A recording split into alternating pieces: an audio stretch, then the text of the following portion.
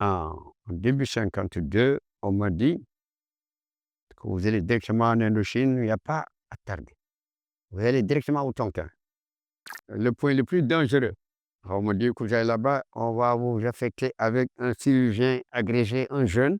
Nous avons une bonne équipe, on m'appelait le médecin africain. Mon meilleur ami n'est pas un Sénégalais, n'est pas un Africain, c'est un Européen. Il s'appelait Lucie Fernand. Il avait le même âge que moi. Il était avec une balle en pleine poitrine. Lorsqu'il est tombé, il m'a appelé. Je reviens voir, je suis venu dans le feu. Il a fait comme ça met sur le dos, il y avait du sang.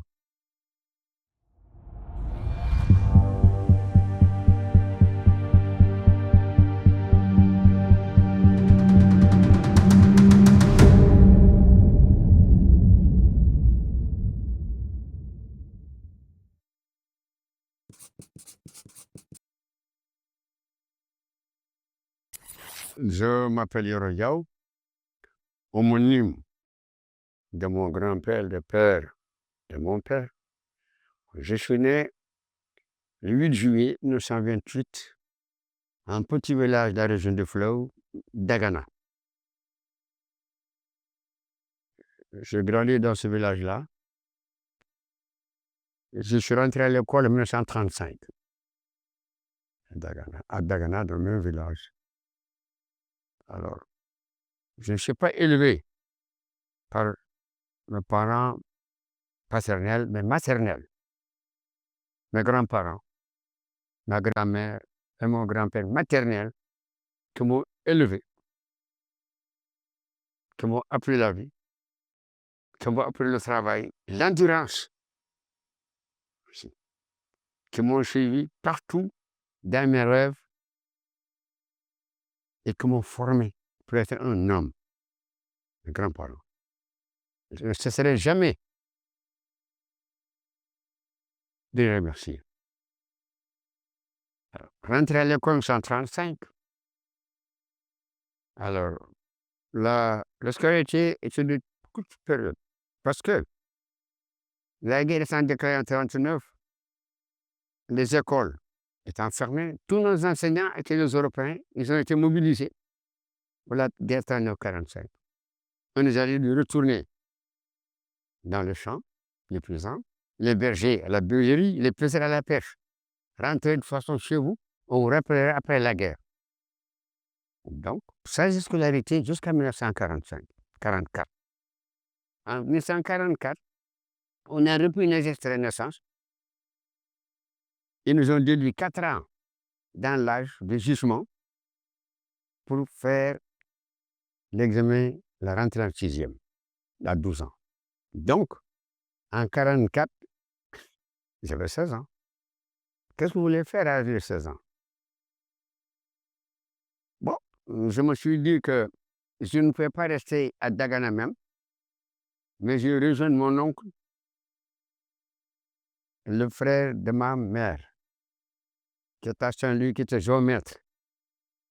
J'ai été inscrit à l'école Bière de Lille, j'ai fait 2 ans. Donc, je suis parti au niveau du 5e. À l'âge de 17 ans, j'ai dit à mon oncle, il faut que je trouve un travail pour aider mes parents. Il me dit, soit, je vous ai appris le dessin pour travailler avec moi, ou c'est le topo. Je dis non, ça ne me suffit pas. C'est à l'âge de presque 20 ans, 21 ans, que je voulais rentrer dans l'armée française.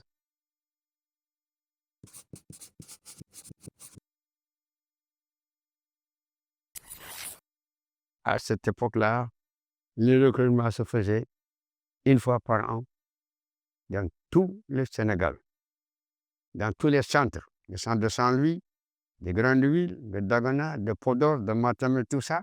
Et comme je voulais à Saint-Louis, je me suis présenté en 1947 au recrutement, au centre de recrutement de Saint-Louis. Dès que je suis arrivé au bureau, j'ai trouvé des militaires galonnés, tout ça, je ne savais pas les machins. En tout cas, des galons, en or sur les épaules. On me retire à la porte en 47. Le chef qui commandait ces éléments-là m'a demandé ce que je voulais. J'ai dit l'armée. Il m'a dit non, non. On ne veut pas vous prendre, vous êtes cruel, trop maigre, trop faible, vous ne pouvez pas porter l'arme. Non, non, non. Allez, allez, on ne peut pas vous prendre. Je suis parti. Sur la Saint-Louis en 48, à l'âge de 20 ans, mais dans le jugement, hein, moins de 20 ans, 4 ans moins. Alors je reviens encore au recrutement. Le type m'a dit, le commandant, le centre m'a dit, ne venez plus, monsieur, ici. Vous ne pouvez pas être militaire, ne revenez plus ici. Sinon, ah ben, on vous obligera par force de ne plus revenir. Il est d'accord. J'ai dit à mon oncle, tous mes cousins ont fait 39-45. Mon oncle, qui s'appelle Bakri Diallo, a fait 14-18 et il a été blessé de gueule. Il a fait 8 ans à l'hôpital Val de Grâce. Tout le monde connaît Bakri Diallo. Enfin, j'ai dit à mon oncle que j'ai fait l'examen des infirmiers et qu'ils auront besoin de moi. J'ai fait l'examen.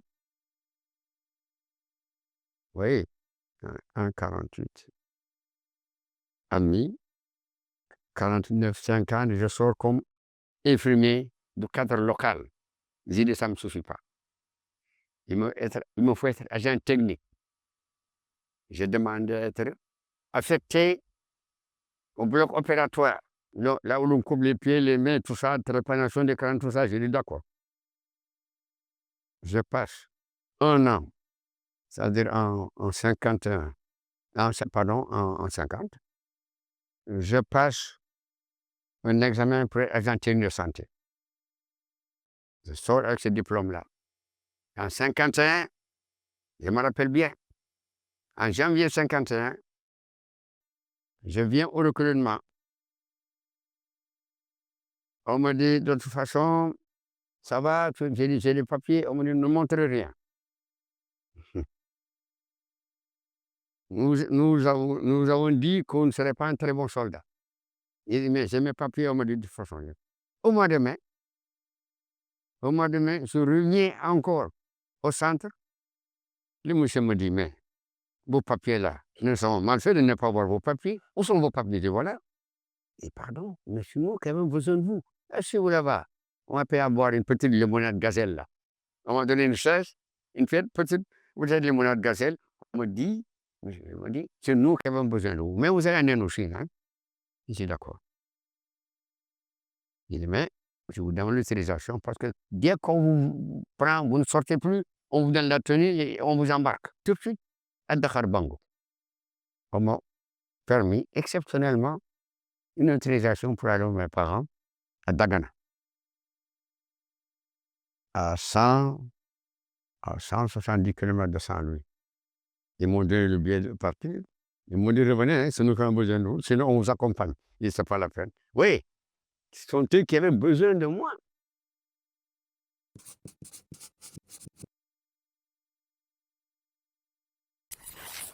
Bon, j'ai récupéré ma tenue.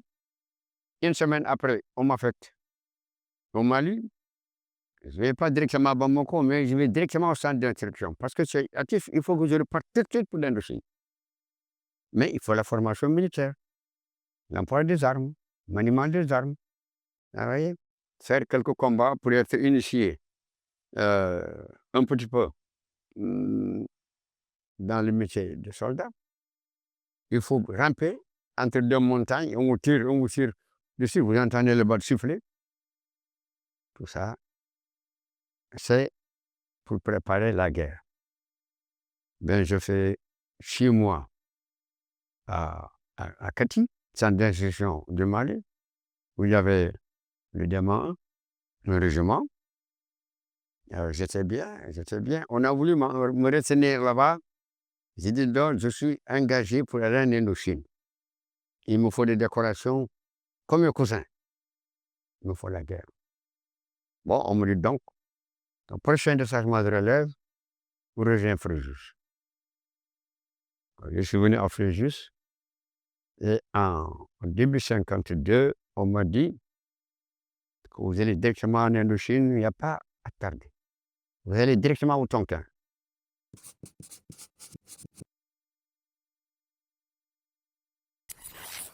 Tonkin, c'est le Nord-Vietnam, près de la muraille de Chine.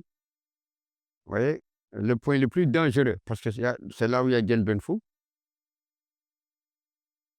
On me dit que vous allez là-bas, on va vous affecter avec un chirurgien agrégé, un jeune, qui s'appelle Guy Sarrière, parce qu'il avait moins de 30 ans, il s'est agrégé en chirurgie, il faisait toutes les opérations. Ben, je le rejoins. On m'amène où il y a le Sontaï. Le Sontaï, c'est là où il y a la compagnie disciplinaire, des récalcitrants qui ont tué des gens, à des types qu'on ne donnait pas des armes, que des coupes-coupes. Voilà, parce que dans un camp, tout ça, on ne pouvait pas les laisser, mais ils ont formé une compagnie avec ces gens-là. Et Guichard et moi, nous avons fait une bonne équipe, on m'appelait le Mercenaire africain. J'étais rattaché dans un bataillon de marche, le 224e régiment. C'est un régiment de marche et de découverte.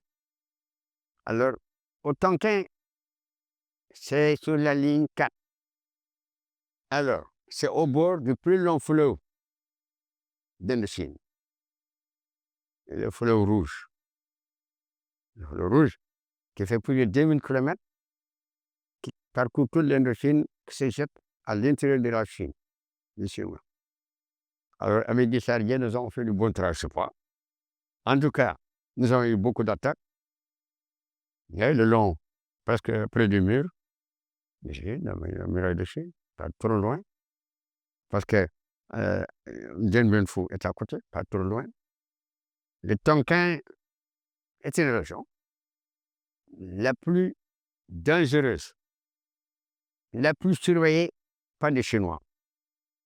Alors, avec Guy Sarrière, j'ai eu ma première médaille, la médaille Croix de guerre, la première médaille Croix de guerre étant soldat première classe. La deuxième médaille Croix de guerre est au front, parce qu'à chaque attaque, il faut ramener des blessés depuis la ligne jusqu'à l'arrière qui n'est pas trop loin, toujours à côté. Il faut faire arriver le blessé avant que le sang ne se puise sur le corps. Il faut donc un très vite brancardage. Il faut les amener. C'est là où on perdait beaucoup de gens. J'ai perdu beaucoup d'amis là-bas. Beaucoup, comme j'étais sur le brancardier, infirmier sur le brancardier, les premiers soins étaient donnés par moi, par le Diaw, fait les pansements, et ramener tout de suite les blessés avant que le sang ne se puise de corps de blessés. Donc c'est là, c'est là où le bas blesse. Il faut faire vite. J'ai perdu beaucoup de camarades qui sont brancardiers comme moi. Chez le brancardier, j'avais quatre brancards. 4 brancards, du prépa 2, 8 brancardiers. Et à chaque fois, il était relevé, il mourait sur le terrain. J'ai eu la baraka là-bas. J'ai jamais été blessé. J'ai jamais eu mon sang. J'ai ramené beaucoup de gens dans mes situations, à ramener sur les bords de l'ennemi des blessés de la ligne de front jusqu'à l'arrière. Voilà. Toutes mes croix de guerre, je les ai eues comme ça. Je n'ai pas trop chômé en Indochine. J'ai perdu mon meilleur ami en Indochine. Ça m'a découragé même d'être militaire. Parce que mon meilleur ami n'est pas un Sénégalais, n'est pas un Africain. C'est un Européen. Il s'appelait Lucie Fernand. Il a le même âge que moi. Il était tué avec une balle en pleine poitrine. Est-ce qu'il est tombé? Il m'a appelé. Je reviens voir, je suis venu dans le feu. Il a fait comme ça mis sur le dos. Il y avait du sang. Il me dit, mais Yoro, la balle est sortie derrière, je vais mourir. J'ai dit, non, Lucie, tu ne mourras pas. Et moi, si, je vais mourir, mais je n'ai pas peur de mourir. Je suis venu pour ça, pour la France. Je demande seulement de retrouver mes parents et de dire comment je suis mort. Voilà. Je n'ai pas pleuré. Je ne me suis pas plaint. Je le dirai ça. Ça me tient à cœur actuellement. Tout le temps, ça me tient à cœur aussi. Alors donc, j'ai demandé aussi à mes chefs de rester en Indochine jusqu'à la fin de la guerre. Donc, 1952, et j'ai quitté l'Indochine en 1955, à la fin de la guerre.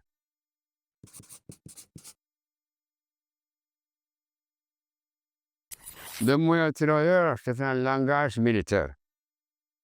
C'est un corps, le plus léger corps, la formation des unités de l'armée française. L'armée française, il y a des artilleurs, il y a des aviateurs, il y a des marins,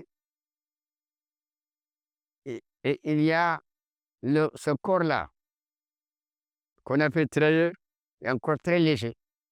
Il y a plusieurs bataillons de tirailleurs.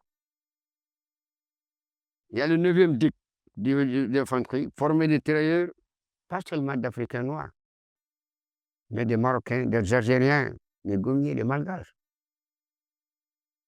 Alors, c'est le plus léger corps de l'armée française qui est capable de reconnaître la reconnaissance sur les effets des tirs d'artillerie, sur les effets des bombardements d'avions. Oui, parce que le fantassin qui porte le mot de tirailleur, il est capable d'aller partout, de tirer partout où il veut et de reconnaître les résultats tout de suite. Alors, c'est un langage militaire utilisé pour un régiment léger, voyez, qu'on appelle souvent les régiments de marche des tirs sénégalais, le 224. Moi, je suis de ce régiment, je suis dans le régiment, le 24e régiment de marche des tirs sénégalais, le 2e bataillon, 224e.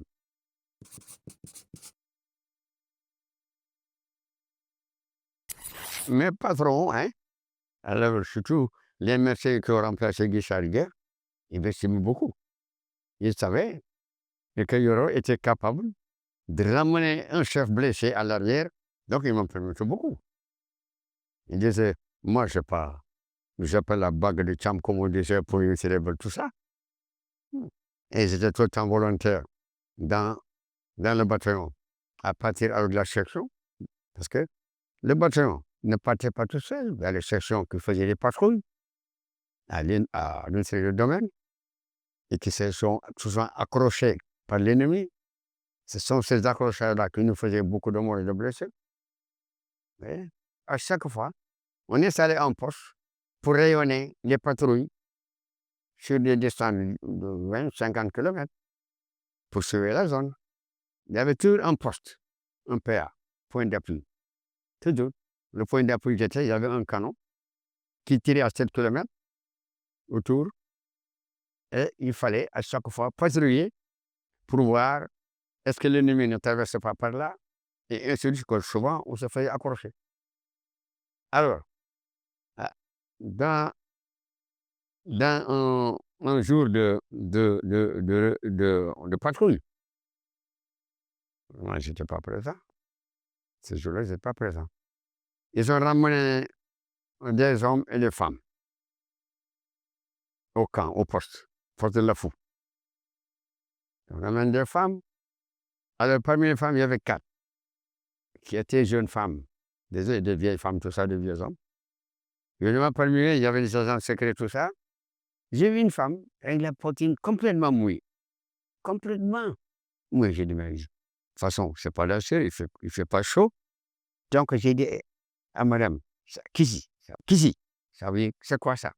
Elle me dit, moi, enfant, 5 jours. Enfant, 5 jours. Bébé, 5 jours. Village. Moi, venu marcher pour essayer quelque chose. On m'a pris là-bas, avec camarade là. J'ai dit, moi, je vais laisser. Je vais laisser partir. Je ne demanderai pas d'utilisation, quels que soient les conséquences, mais j'ai fait libérer ces femmes-là. J'allais 2 heures du matin, et je me suis glissé doucement. J'étais moi en salle d'infirmière là. Je me suis glissé doucement jusqu'à côté de la tente où sont enfermés ces malheureuses là. La sentinelle m'a dit, caporal,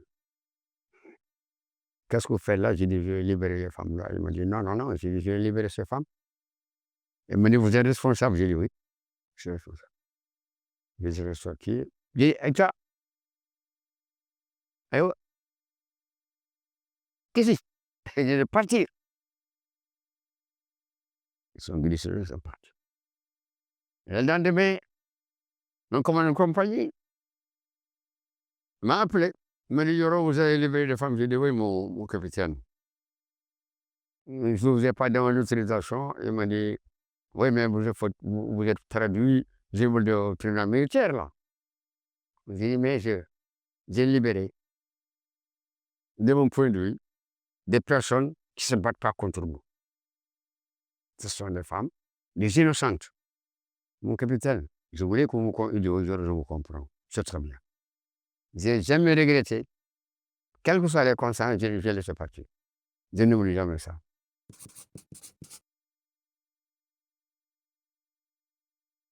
Ah, oui, les Vietnamiens ont un petit peu une ressemblance avec nous. Au point de vue alimentation. Ils se nourrissent de riz, comme nous, comme les Sénégalais.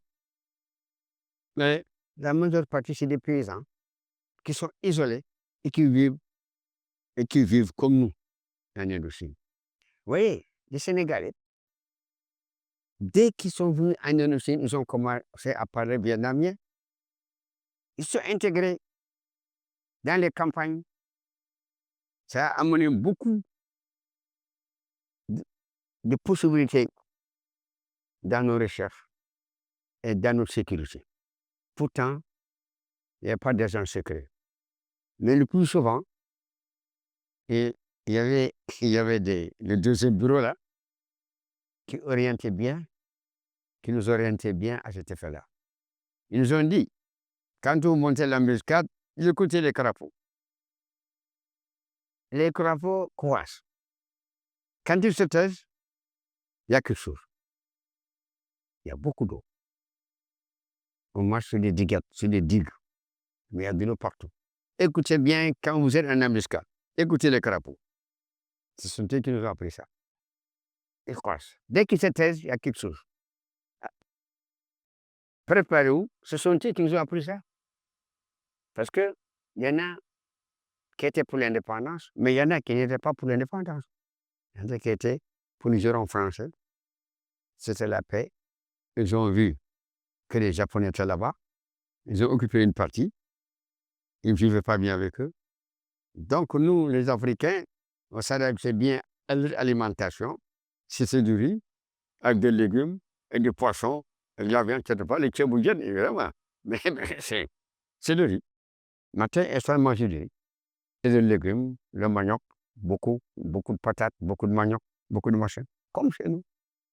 C'est pour cela, il y a quelques-uns qui sont mariés, qui sont venus au Sénégal. Il y en a à Dakar encore. À Dakar encore. Ils sont là-bas, ils sont même dans la région du fleuve, à Kaolack. Ils sont là. Oui, à Kaolack. Ils sont là. Vers Médina, là, la famille Camara. Ils ont travaillé à la mairie. Il y a eu des docteurs, il y a eu des pharmaciens, il y a tout. Les mamans sont des Vietnamiens.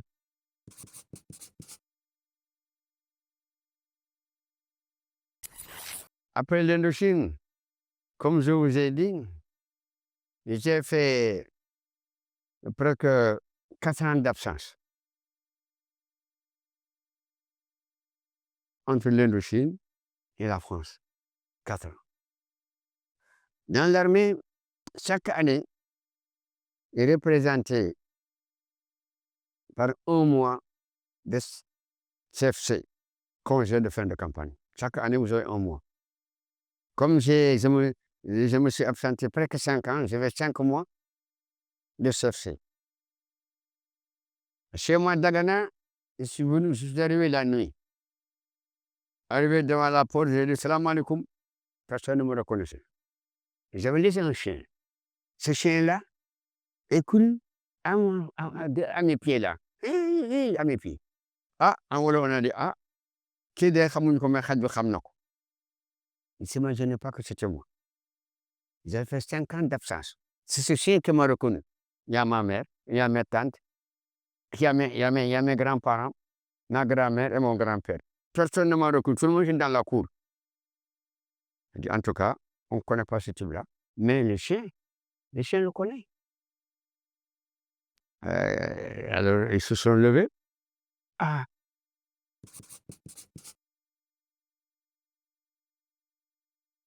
il y a beaucoup de tenues, je me mettais très bien.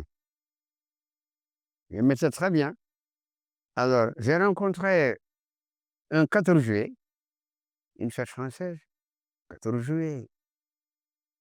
Alors, le 14 juillet, je me suis habillé, j'ai mis une décoration, la fourragère, c'est sergent, j'avais la casquette de sous-officier, qui est très bien, une petite taille, une petite tête, mes fourragères et tout. Je suis parti à la fête. 14 juillet, j'ai rencontré un instructeur qui est ancien officier français. Il était commandant. Il portait le même nom que mon commandant de compagnie.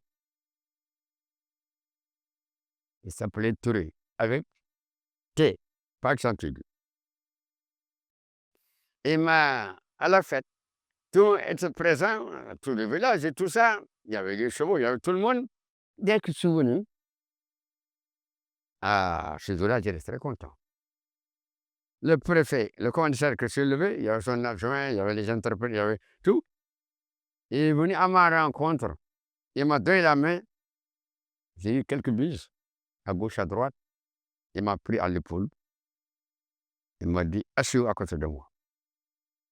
Vous voyez, ce geste-là a fait rentrer dans l'armée beaucoup des enfants de mon village. Ils sont tous voulu être militaires. D'ailleurs, parmi eux, il y en a qui ont fait la guerre d'Algérie. Parmi ceux qui ont fait l'armée, en me voyant avec mes tenues, la réception que j'ai eue avec le commandant de cercle, tous mes parents étaient très contents. Tout le village était content de moi. Et tout le monde me proposait, même si on proposait leurs filles pour les épouser. Ils nettoyaient les enfants pour me les présenter. J'ai dit d'une autre façon.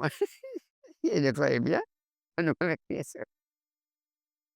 Alors, j'ai dit, ce gars-là, il y a un proverbe wolof qui dit, il faut acheter un cheval, ils ne vous aideront pas à fausser l'herbe.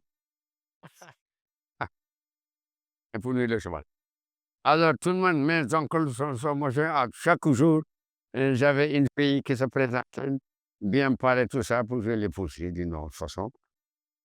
J'ai dit à mes oncles, je suis jeune sous-officier, hein, je n'ai pas terminé encore mon service. Alors, j'ai terminé mon congé, et j'ai poussé cette Daganois-là à embrasser la. Beaucoup parmi eux ont fait la ville. Satisfaction morale, Yoro Diaw, qui a, là où je suis là, c'est un petit village qui m'ont adopté, mais mon vrai village, c'est Dagana. Voilà.